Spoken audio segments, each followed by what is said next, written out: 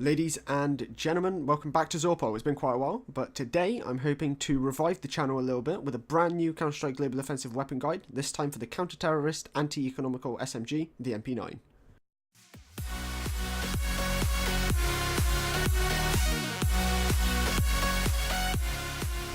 Okay, so we're in game here, and we're going to have a look at what the MP9 actually is from a counter-terrorist point of view.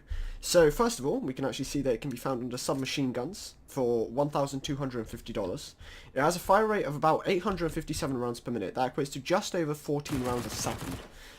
And what that means is that through fully automatic fire, the magazine will actually be drained in just over 2 seconds. And when you reload it, the gun actually takes 2.1 seconds to reload. Okay, so in Counter-Strike, every gun has its own individual spray pan, and the MP9 is no exception. If we have a look at the MP9 spray pan, it goes a little something like this. So, as you can see, the bullets go up, and then to the left, and then curve back around to the right. So obviously, to control this, we do the exact opposite of where the bullets go, essentially. So, to control it, you just sort of pull down, and then to the right, and then to the left. Obviously, this isn't perfect, but as long as you get the bullets to go somewhat closer than here, you're going to be off to a good start. Okay, so really quickly, we're going to go through the advantages of the MP9. So first of all, if we go into SMGs and have a look at the MP9, it's only got $1,250, as we mentioned before. It's also got a really, really fast rate of fire, and the kill reward that you get for it is actually quite high compared to the other guns. As you can see here, we actually got $600 instead of the usual $300. There are some disadvantages with the MP9, however. The main thing is that it's got really, really low armor penetration. So if we have a look at shooting an armored opponent,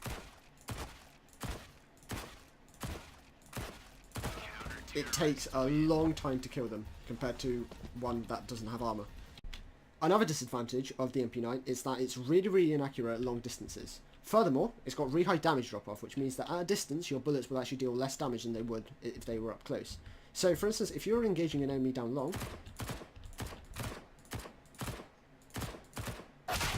it just won't work. And the final disadvantage of the MP9 is that for its fire rate, it actually has a really small magazine size, which means that you actually spend 2.1 seconds firing the gun, and then 2.1 seconds reloading the gun. Okay, so now we're going to be moving on how to actually use the gun.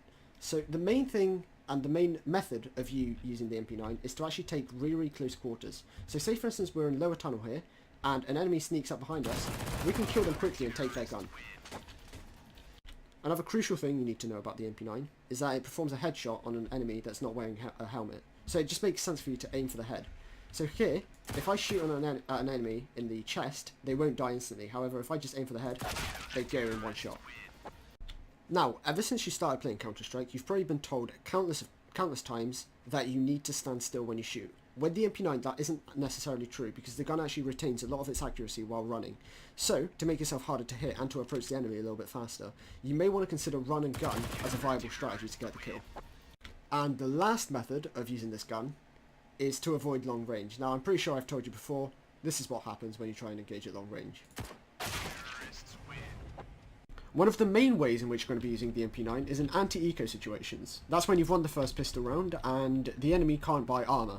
So what you'd actually do is you'd buy the MP9, and thanks to the high kill reward that it gives you, you'd be able to spray down a load of enemies to stack up your economy because it works so well against players with no armor. But another way of using the MP9 is actually in a force buy situation. So say for instance your opponent had bought an AK full armor, you could actually try and approach some kind of close quarter situation and see if you can kill them and try and take their gun.